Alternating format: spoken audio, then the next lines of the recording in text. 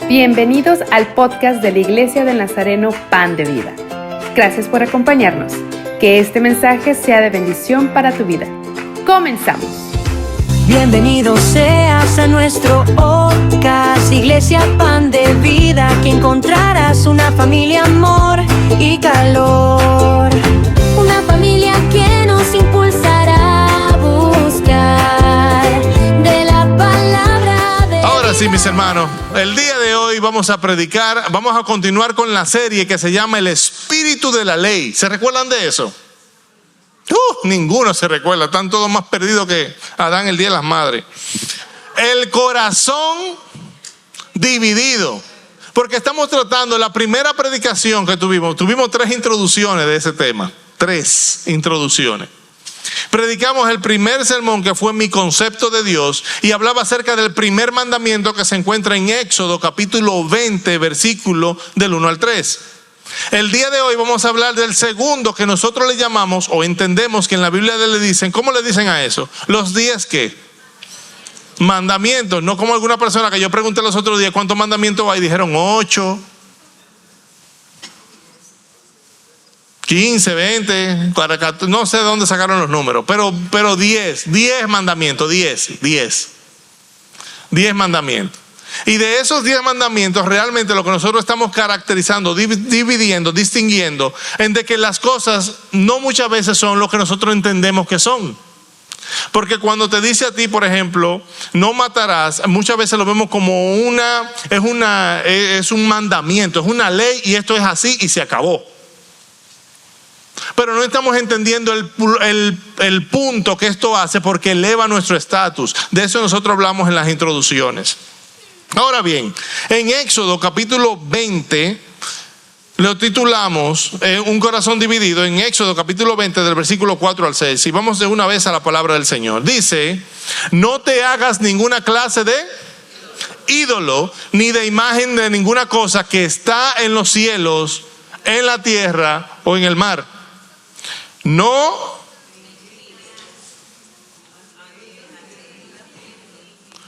te inclines ante ellos ni les rindas culto, porque yo, el Señor, ¿quién? Tu Dios, soy Dios celoso, quien no tolerará que entregues tu corazón a otros dioses, extiendo los pecados de los padres sobre sus hijos. Toda la familia de los que me rechazan queda afectada, hasta los hijos de la 3ª y la 4ª generación. Pero, derramo amor inagotable por 1000 generaciones sobre los que me aman y obedecen mis mandamientos. Cuando nosotros pensamos en esto, en este mandamiento, inmediatamente nosotros nos vamos a la idea de la idolatría.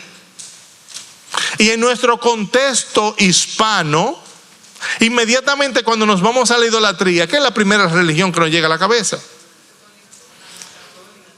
Entonces muchas veces en nuestro contexto, cuando oímos la palabra idolatría, inmediatamente agarramos un grupo religioso y decimos, estos son los religiosos. Sin nosotros saber que muchas veces personalmente he aprendido de muchos teólogos de esa misma religión.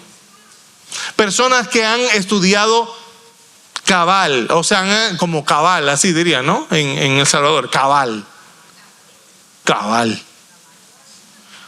Pues bien, entonces estas personas han estudiado, tremendo teólogo, tremendo maestro que enseñan la palabra de Dios correctamente, y con su forma de vivir dan muchísimo ejemplo a muchos de nosotros que nos llamamos ser protestantes, con su forma de vivir. Estas personas pensamos que son por las imágenes, por los cuadros que ellos guindan, o la figura, pero si somos honestos, la idolatría no está solamente en algo que se clava en la pared. ¿Sabían ustedes? Hay algo también en la parte en nosotros que puede ser clavado en nuestro corazón. Y ese es el meollo del asunto. Si esta fuera la predicación, ahí la termináramos y ya. Pero como yo sé que ustedes son personas que les gusta que yo les explique un poquito más, para algunos que ya se quieren dormir, pues yo les voy a dar la oportunidad. Cabal. Así que muchas veces nosotros, miren con la idea como nosotros venimos y nos acercamos, cada vez que pensamos en ídolos, de una vez nos pensamos, la Virgen qué sé yo quién, el fulano, el perencejo, el sutano, el qué sé yo cuánto. De una vez nos vamos a eso. De una vez, pero somos faltos para entender otras cositas también. Y porque la imagen que nos llega a la cabeza es esta, la que tenemos de Hechos capítulo 17. Vayan conmigo por favor en Hechos capítulo 17 y vamos a leer el versículo 16. Y dice: mientras Pablo los esperaba en Atenas, se indignó profundamente al ver, ¿qué cosa? La gran cantidad de ídolos que había por toda la ciudad. Eso es lo que ellos estaban diciendo. Wow, mira la gran cantidad de ídolos que tienen esta gente. Oye, esta gente tiene que ser unos verdugos de tantos dioses que tienen. Bueno, ahí leemos entonces ahora los próximos versículos. Vamos a darle un saltito y vamos al versículo 22. Y dice: entonces Pablo, de pie ante el concilio, les dirigió las siguientes palabras: hombres de Atenas, veo que ustedes son ¿qué? Muy religioso en todo sentido, porque mientras caminaba observé la gran cantidad de lugares sagrados, y uno de sus altares tenía la siguiente inscripción: a un Dios desconocido. Ese Dios a quien ustedes rinden culto sin conocer es de quien yo les hablo. Él es el Dios que hizo el mundo y todo lo que hay en él, ya que es el Señor del cielo y de la tierra. No vive en templos hechos por hombres, y las manos humanas no pueden servirlo, porque Él no tiene ninguna necesidad. Él es quien da vida y aliento a todo y satisface cada necesidad. De un solo hombre creó todas las naciones de la tierra. De antemano decidió cuándo se levantaría y cuándo caerían, y determinó los límites de cada una. Su propósito era que las naciones buscaran ¿a quién?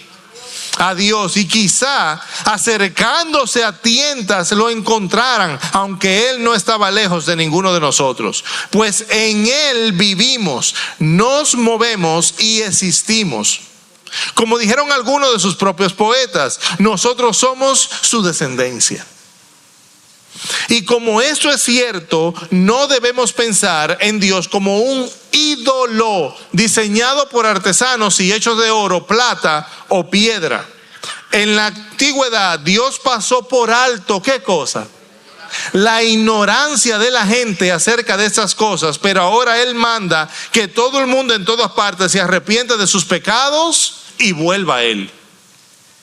Pues Él ha fijado un día para juzgar al mundo con justicia por el hombre que Él ha designado, y le demostró a todos quién es ese hombre al levantarlo de los muertos. Al momento cuando Pablo comenzó a hablarle acerca de esta gente, de esto a los corintios, esta gente comenzaron básicamente, era como para matarlo, era como que te volvió loco. El desayuno, las pupusas le cayeron mal, se puso mal. Los tacos al pastor no le cayeron bien. No lo hizo Isamar, lo hizo Xochitl, no, mentira.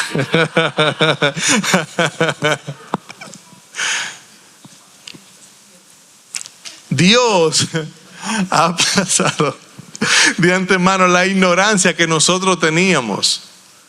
Eso fue lo que nosotros vimos en el versículo 30, cuando Él les menciona acerca de qué. De que este pueblo era un pueblo religioso, porque ellos tenían muchas estatuas, muchas imágenes, muchas cosas. Pero en este momento Pablo se está presentando ¿de qué manera? Pablo se está presentando de esta manera y le dice: quienes ustedes están corriendo, están haciendo esto, ese es el Dios que ustedes mismos adoran y ni saben quién es. Yo les vengo a presentar ese Dios. Porque que ese es un Dios que es personal. Tú no puedes encasillarlo. Y esta fue la diferencia. Entonces, cuando nosotros vemos Dios ha pasado de antemano la ignorancia, ahora tenemos entendimiento de qué somos de Él. Pero la pregunta entonces que yo le haría a ustedes: si Dios dice que no sean idólatras, que no hagan imágenes ni del cielo ni de la tierra, tratando de decir de que ese es Dios, ¿qué es la idolatría? Eso lo podemos discutir la próxima semana, cuando si Cristo no ha venido, vengan temprano, y ahí en la escuela dominical podemos tener mucha diversión con respecto a eso. Pero la idolatría, ¿qué es? En primera, a mí me gusta la forma en la que Juan lo describe. Así que vayan conmigo a 1 de Juan capítulo 5. Hablan su Biblia. Hay 1 de Juan capítulo 5, versículos del 18 al 21. Sabemos que los hijos de Dios no se caracterizan por practicar ¿qué cosa? El pecado. Porque el Hijo de Dios los mantiene protegidos y el maligno no puede tocarlos. Y sabemos que el Hijo de Dios ha venido y nos ha dado entendimiento para que podamos conocer al Dios verdadero, y ahora vivimos en comunión con el Dios verdadero porque vivimos en comunión con su Hijo. ¿Cómo se llamó? Jesucristo. Él es el único Dios verdadero y Él es la vida eterna. Y es el puntito clave aquí que me llama mucho la atención. Queridos hijos, aléjense de todo lo que pueda ocupar el lugar de Dios en el corazón. La adoración no es tanto una imagen, una estatua, una cosa, sino la posición que yo le doy a esa imagen, a esa estatua, a esa figura o a esta cosa que yo estoy haciendo, a ese objeto que yo le doy en el espacio en mi corazón. La pelea grande aquí está en el corazón del hombre, porque ¿qué es lo que está gobernando en tu corazón? Ese es el Dios a que tú adoras. Entonces, en la adoración, ¿qué es lo que estamos tratando de buscar? Cuando hablamos de la idolatría, estamos diciendo desde que la posición que le pertenece a Dios, yo se la estoy dando a otra cosa. Ay, que mi pelo. ¿Y si se me cayó el pelo? Sí, me quedé pelón. Cuando nosotros estuvimos hablando hace un mes ya prácticamente, en cuanto tomamos el concepto de Dios y lo limitamos a un espacio, a una imagen, a una escultura, un objeto que lo podemos trancar. Y hay veces que nosotros decimos, pero ¿por qué yo no puedo decir que esto es Dios? Bueno, yo no puedo decir que la Biblia es Dios. ¿Es la Biblia Dios? Es la palabra de Dios, ¿verdad? Tendemos a conocerlo. Pero si yo la quemo esto y ya desapareció, entonces ¿se desapareció Dios? Oh, ok, qué bueno, que todos estamos en el mismo sentir. Pero ¿qué pasa cuando yo digo, por ejemplo, este es mi Dios, este que está aquí, y yo lo pongo en este lugar? Yo puedo agarrar cuando yo voy a hacer mi delincuencia o lo que sea que yo vaya a hacer, y yo pongo una cortina aquí y lo tapo para que eso no vea lo que yo estoy haciendo. Entonces ya yo lo tranqué con llave eso, y eso no puede ver lo que yo estoy haciendo, porque yo le di eso a un espacio y lo hice como un pequeño espacio donde yo lo metí, lo encasillé ahí y lo metí en ese cuarto, y ese ídolo que yo tengo, esa idea que yo tengo de Dios, pues entonces yo la tranco aquí. Y cuando Dios dice no te hagas imagen, se está refiriendo específicamente a de que no cojas el concepto que tú tienes de Dios y lo hagas en una figura, lo hagas en un dibujito, lo pongas en una imagen, y luego entonces te lo pongas de amuleto y tú digas, ese es el Dios mío. Ay, Señor, mira.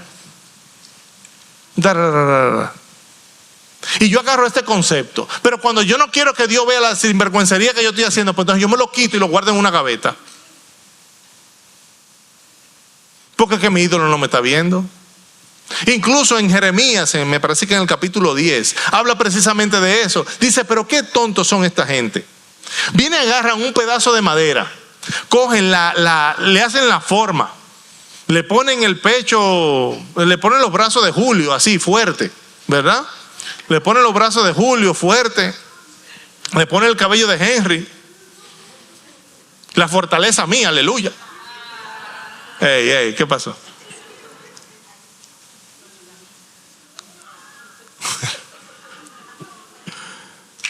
Le pone toda esa figura y entonces dice, pero qué tontos son. Ustedes mismos hacen estas imágenes y después dicen, este fue el Dios que hizo esto por mí.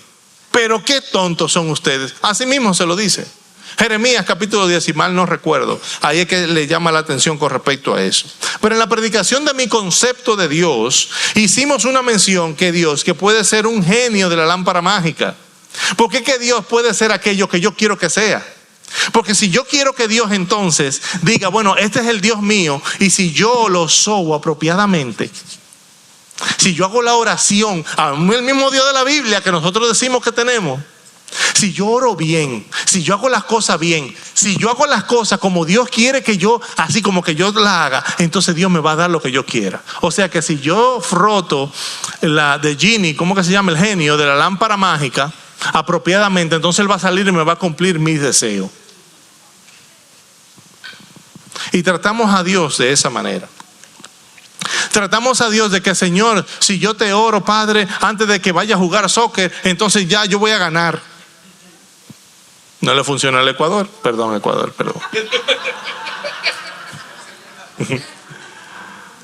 Pero imagínense ustedes que oren a sí mismo entonces los colombianos. Recuérdense que ustedes están ahí todavía, los mexicanos y los colombianos, cuidado con ustedes. Pero lo que les digo es, digamos, de que tú ores, ay no, y Dios entonces, y el ladrón que ora, Señor, ayúdame el día de hoy para yo proveer el pan de cada día en mi casa. ¿Él está robando? Entonces, ¿es la oración correcta? ¿Es la imagen correcta? ¿Es aquello entonces que me dice a mí, esto es lo que tú tienes que hacer? Entonces, para yo decir, bueno, en el concepto que yo tengo de Dios, si yo hago las cosas bien, si yo me levanto temprano, gracias Señor, si yo leo la Biblia, si yo hago esto, entonces yo puedo comprar el favor de Dios y Dios va a estar conmigo en todo lo que yo le pida. Porque Juan 15:7, ¿qué dice Juan 15:7? Ustedes se lo saben de memoria, yo solamente se lo voy a decir porque sí. Dice que si permanecéis en mí y mi palabra permanece entre vosotros, pedid lo que queráis y os será hecho. Gloria a Dios, aleluya. Entonces yo le voy a pedir al Señor una jipeta, aleluya, y Él me la va a dar. Los que no saben lo que es una jipeta, es una camioneta. Algunos le dicen camioneta, o no sé cómo decirle una jipeta. Un Rubicón, así se llama. Yo no sé, yo no. Un jeep con todos los power. Vamos a decirlo, es una jipeta dominicana, aleluya. Pues bien, si ese es el concepto que nosotros tenemos entonces de Dios, pues entonces yo simple y llanamente voy a seguir con el sentimiento muy humano de que Dios me va a dar a mí lo que yo quiero y ese es el Dios que yo le sirvo. Pero nosotros estamos idealizando, o sea, estamos haciendo como un ídolo a Dios.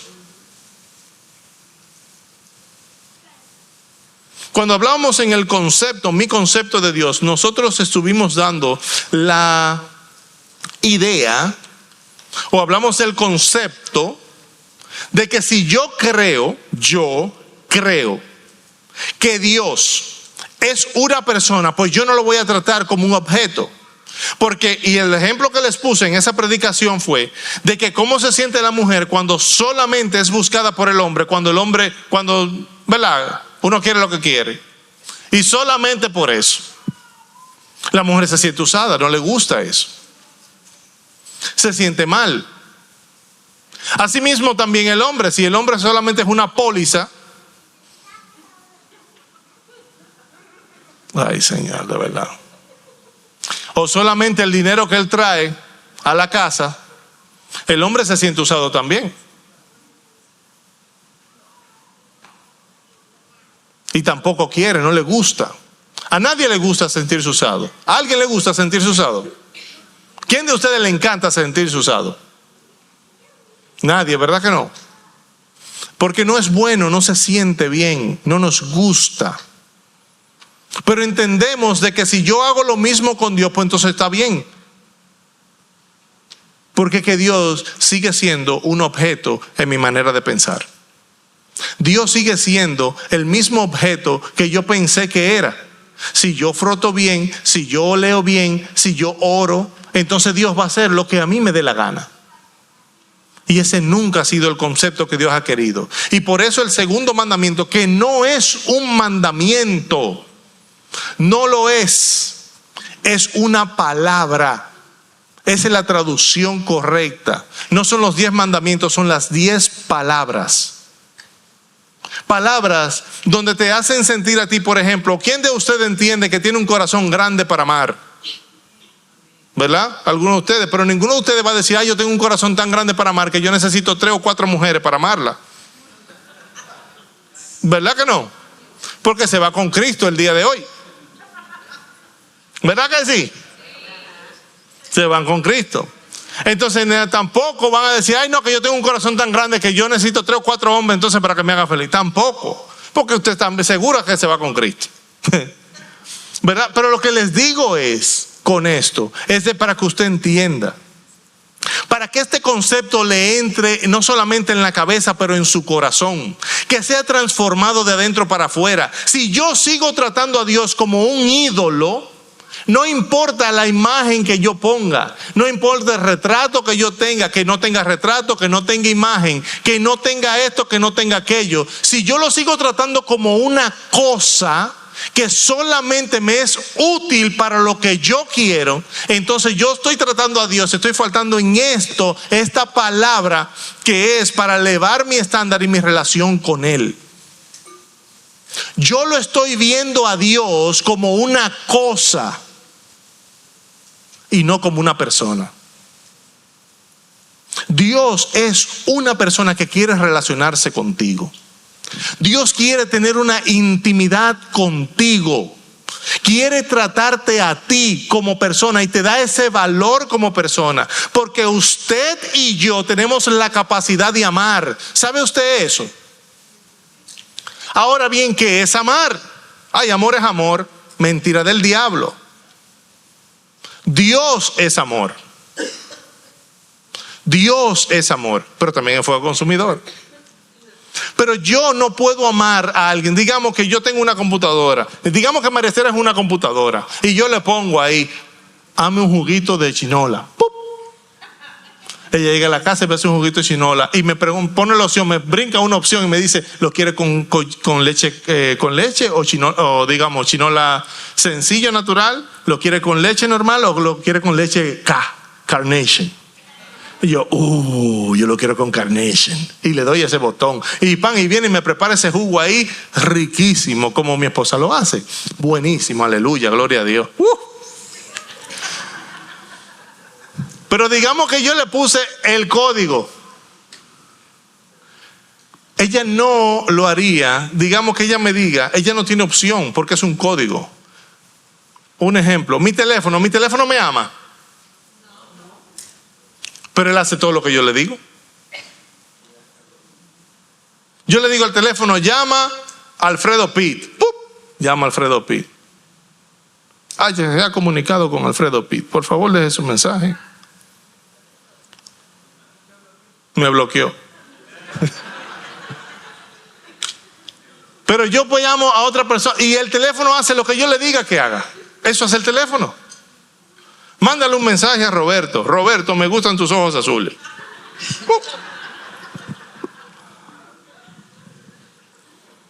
Son verdes y cambia con el color de mi t-shirt. Perdón. Entonces, así mismo, ¿por qué le digo esto? Porque a menos de que, por eso es que Dios no hace que yo haga lo que Él quiera. Porque si yo no tengo la capacidad de rechazarlo, yo no tengo la capacidad de amar. El amor es algo que tú tienes que elegirlo. Tú decides amar, o tú decides odiar, o tú decides rechazar. Pero Dios no te va a poner a ti jamás, no te va a imponer a ti que lo ames, porque entonces estaría haciendo lo que hace un robot o un teléfono. Un teléfono no te puede amar porque no tiene la capacidad de rechazarte. Asimismo también pasa con Dios. Dios te da la oportunidad a ti de que tú lo rechaces o no. Dios te da esa capacidad. Eso se llama amor. Yo amo a mis hijos, pero ellos tienen la opción de rechazarme completamente o de aceptarme.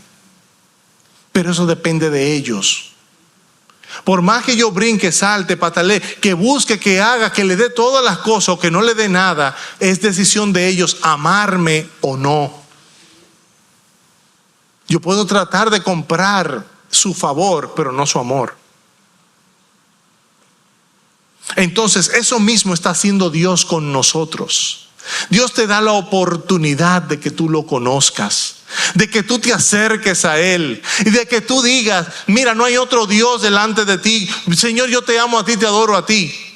Pero cuando Dios te dice: no hagas imagen o semejanza de ninguna de estas cosas para decir este es mi Dios, es para que a mí no me encasilles y tú digas: este es mi Dios y yo lo voy a meter ahora en esta mochila porque voy a hacer lo que me da la gana. Dios quiere tener una relación contigo. Y miren cómo lo presenta a este otro hombre. Hay un individuo que se llamó Job. ¿Se recuerdan de Job? Yo se lo voy a dejar en la versión Reina Valera, porque yo sé que ustedes lo han escuchado, esa versión especialmente así. Y dice Job capítulo 1: hubo en tierra de Uz un varón llamado Job, y este era hombre perfecto y recto, temeroso de Dios y apartado del mal, y le nacieron 7 hijos y 3 hijas. Su hacienda era 7,000 ovejas, 3,000 camellos, 500 yuntas de bueyes, 500 asnas y muchísimos criados. Y era aquel varón más grande que todos los orientales. E iban sus hijos y hacían banquetes en sus casas, cada uno en su día. Y enviaban a llamar a sus 3 hermanas para que comiesen y bebiesen con ellos. Y acontecía que habiendo pasado el turno, los días del convite, Job enviaba, los santificaba y se levantaba de mañana y ofrecía ¿qué cosa? Él ofrecía holocaustos conforme al número de todos ellos, porque decía Job: quizá habrán pecado mis hijos y habrán blasfemado contra Dios en sus corazones. De esta manera hacía todos los días. Hay una diferencia grande con esto, porque de la boca de Dios sale, o el narrador que está narrando eso dice que Job era un hombre perfecto. Pero cuando le pasó la calamidad que le pasaron, que murieron sus hijos, que su ganado se perdió, que toda la cosa pasó, solamente quedó la esposa. ¿Qué le dijo la esposa? Maldice a tu Dios y muérete. Ahí casi, si hubiese sido dominicana, dice fatal. Si era dominicana, si era dominicana. Sí. Ay, Dios mío. Maldice a tu Dios y muérete. ¿Y qué le dijo Job? Mujer, ¿cómo yo voy a recibir solamente las cosas buenas, pero no voy a recibir las cosas malas del Señor? No. Y dice que con todo esto Job no pecó. Pero llegó un momento de lamento y de llanto donde Job realmente se sentía extremadamente mal. Después de tú haber perdido todo, tener una sarna que te está muriendo, una sarna le da a los perros básicamente, pero una sarna así de terrible, donde tenía llagas en todo el cuerpo, donde no podía sentarse, no podía acostarse, no podía estar parado, le dolía hasta en los pensamientos, le dolía, todo le dolía. No podía comer yuca ni chicharrón.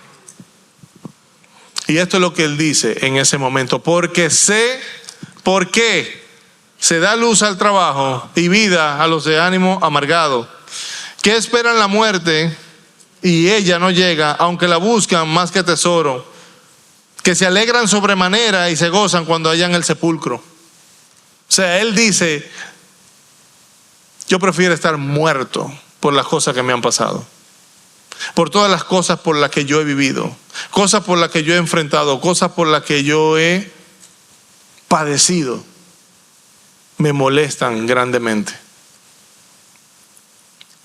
Versículo 23: ¿por qué se da vida al hombre que no sabe por dónde ha de ir y a quien Dios ha encerrado? Pues antes de que mi pan viene mi suspiro y mis gemidos corren como agua. Porque el temor que me espantaba me ha venido y me ha acontecido lo que yo temía. Hay personas que yo he compartido este texto con ellos, porque muchos de nosotros a veces tienen un temor o tienen un dolor. Y miren lo que le pasó a Job en aquel momento. Lo que él temía, porque el temor que me espantaba me ha venido. Y me ha acontecido lo que yo temía. Primera de Juan capítulo 4 versículo 18 dice que el perfecto amor echa fuera el temor, porque el que teme no ha sido perfeccionado en el amor, y que el temor en sí lleva castigo. ¿Qué quiere decir eso? Si yo temo, ese mismo, por el miedo que tenía Job, venía a ofrecer por si acaso alguno de sus hijos hacía algo malo, diciéndole al Señor: Señor, te estoy orando bien, te estoy ofreciendo los sacrificios bien, te estoy presentando esta cosa bien. Todos los días venía y presentaba algo delante de Dios, hasta que se quejó y entonces se molestó con el Señor y le dijo: ¿quién lo pone a él delante de mí en un juzgado y todo eso? Y entonces el Señor le dijo: pero ¿dónde estabas tú cuando yo puse los límites al mar? ¿Dónde estabas tú cuando yo puse las estrellas? ¿Dónde estabas tú cuando yo llamo el sol? Cuando yo llamo las estaciones del año. ¿Dónde estabas tú cuando yo hice estas cosas? Y en respuesta a esto, Job responde de la siguiente manera. Respondió Job a Jehová y dijo: yo conozco que todo lo puedes y que no hay pensamiento que se esconda ¿de quién? De ti. Yo conozco y entiendo que no hay pensamiento que se esconda de ti. ¿Quién es el que oscurece el consejo sin entendimiento? Por tanto yo hablaba lo que no entendía, cosa demasiado maravillosa para mí que yo no comprendía. Oye, te ruego y hablaré y te preguntaré y tú me enseñarás. De oídas te había oído, mas ahora mis ojos te ven. Por tanto, me aborrezco y me arrepiento en polvo y ceniza. Cuando yo leo esto, no te hagas ninguna clase de ídolo ni imagen de ninguna cosa que esté en los cielos, en la tierra o en el mar. Me está haciendo entender a mí de que no se trata de que si yo hago esto bien, Dios va a hacer esto por mí. Yo no puedo comprar el favor de Dios. No podemos comprar el favor de Dios. Aún el mismo Dios que nosotros adoramos bíblicamente, que tenemos aquí delante, lo tratamos como que si Él fuera un ídolo. Porque Dios solamente me escucha cuando yo estoy aquí en la iglesia. O Dios solamente me escucha cuando yo estoy leyendo la palabra. Dios solamente me ve cuando yo estoy haciendo la cosa buena, pero cuando estoy haciendo la mala, a eso no importa. De todos nosotros, así debería estar los sábados con nosotros. ¿Sabía usted? En los ayunos y la oración. Así como estamos ahora, deberíamos de estar. La clase fue tan buena el sábado, el día de ayer, pero yo no la voy a compartir. Yo lo lamento. Pero fue una clase que se dio de improviso allí en aquel momento. Solamente aquellos que estaban online, que lo vieron, que disfrutaron de esa oración, que estuvimos conectados ahí online, entonces lo pudieron vivir. Pero yo no le puedo pasar eso porque es que el espíritu no se pega por wifi. Usted me excusa. Usted tiene que estar ahí, buscarlo, tratar de conocerlo y buscarlo a Dios. Fueron 3 horas que nosotros pasamos orando y creyendo que Dios se iba a escuchar nuestro clamor y que Él se iba a acercar a nosotros. Fue de esa manera que nos acercamos a Dios. Fue de esa manera que lo buscamos a Él. Pero a nosotros nos cuesta, que es el único día que yo tengo para descansar. Una vez al mes. 12 veces al año. Pero yo quiero que Dios me favorezca, me dé su favor todos los días. Yo quiero que Dios me bendiga porque yo leí la Biblia esta semana, un día. Yo quiero que Dios me bendiga por eso. Y yo sigo tratándolo como un objeto, pero yo espero que Dios se sienta que yo lo veo como el Dios Todopoderoso, cuando yo lo sigo usando a Él como si fuera un vehículo. De la casa me trae a la iglesia. Ese es todo el uso que yo tengo para ti. Se me dañó el carro. Me duele cuando yo no lo tengo para que me transporte y haga su trabajo. Pero fuera de eso, porta a mí. Porque yo no me voy con el teléfono a tirarme una foto ahí en el lago, ¿verdad que no? Quizá alguno de ustedes lo hace, pero yo no hago eso. El punto es de que nosotros estamos constantemente, vemos un hombre perfecto, no eres. Señor, vemos a Dios como un ídolo.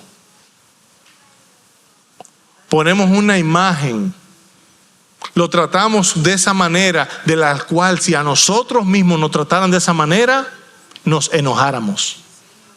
¿Cuántos de nosotros tiene un amigo o una amiga que nosotros quisiéramos que nos respondieran de la misma manera en que nosotros lo buscamos? Que nosotros vamos y le buscamos la vuelta para reunirnos con fulano o perencejo. No, mira, bueno, tengo cosas que hacer en la casa, pero no, ven, vamos a juntarnos, fulano. Pues vámonos. Pero cuando yo le digo a fulano, vamos a juntarnos, no, es que no me siento que voy a salir o lo que sea. Y después tú ves que se está tirando fotos, ahí está con con BFF, que sé yo qué, se está tomando fotos con Firulai. El perrito o otra cosa, quién sabe, ¿verdad? Pero se está tomándose fotos con otra gente. ¿Cómo se siente esa persona? Traicionada. Como que, wow, yo he dejado tantas cosas por atenderte a ti, pero yo siento que tú solamente me buscas cuando tú me necesitas. Y uno se siente traicionado, uno se siente mal. Imagínate que eso es una amiga que te haga eso. Imagínate ahora tu esposo o tu esposa. Nosotros padres, tenemos nuestros hijos. Y cuando un hijo prefiere estar con uno y no con el otro, uno se siente mal. Uno se siente como que me traicionó mi hijo. Entonces yo le doy gracias a Dios que a mí me quieren a mí, mis hijos. Pero lo que les digo es, mis hermanos, se siente tan feo que aunque es algo bueno que nuestros hijos nos quieran a los dos, que quieran a uno y que quieran al otro, que hay uno que prefiera a este y hay otro que prefiera al otro. Pero uno se siente tan mal cuando uno, el que uno quiere, así, no lo quiere a uno. Así mismo se siente Dios. Cuando nosotros lo buscamos solamente cuando Él me va a dar el favor que yo quiero que me dé. De lo contrario, no quiero nada contigo. ¿Estamos nosotros buscando a Dios solamente cuando nosotros lo necesitamos? ¿Estamos buscándolo para usarlo conforme a lo que nosotros queremos? La idolatría no siempre tiene un rostro, una estatua, una imagen, un símbolo, un amuleto, no. A veces tiene un rostro de conveniencia, de interés, de lo que me gusta, de lo que me place, de lo que me da la regalada gana. Y hay veces que nuestro corazón está dividido de esa manera. Un corazón dividido, porque al Dios que yo le sirvo es el Dios que me dé el dinero, el Dios que me dé el trabajo, el Dios que me da la comodidad. Y si Dios no te da eso, entonces no lo quiero. ¿Está tu corazón dividido? Esa es la pregunta. No te hagas ninguna clase de ídolo ni imagen de ninguna cosa que está en los cielos, en la tierra o en el mar. No te inclines ante ellos ni te rinda culto, porque yo, el Señor tu Dios, soy Dios celoso, que no tolerará que entregues tu corazón a otros dioses. Extiendo los pecados de los padres sobre los hijos, sobre la familia de los que me rechazan, queda afectada hasta los hijos de la tercera y la cuarta generación. Pero derramo amor inagotable por 1000 generaciones sobre los que me aman y obedecen mis mandatos. Dios el día de hoy está compartiendo contigo el número 2 de lo que es su palabra en aquel momento. Y por eso les comparto el día de hoy el mandamiento, como muchos le dirían, número 2, o la palabra número 2, un corazón dividido. Así que vamos a ponernos de pie. Gracias por acompañarnos el día de hoy. Oramos que este tiempo haya sido de edificación para tu vida. Te esperamos la próxima semana. Dios te bendiga.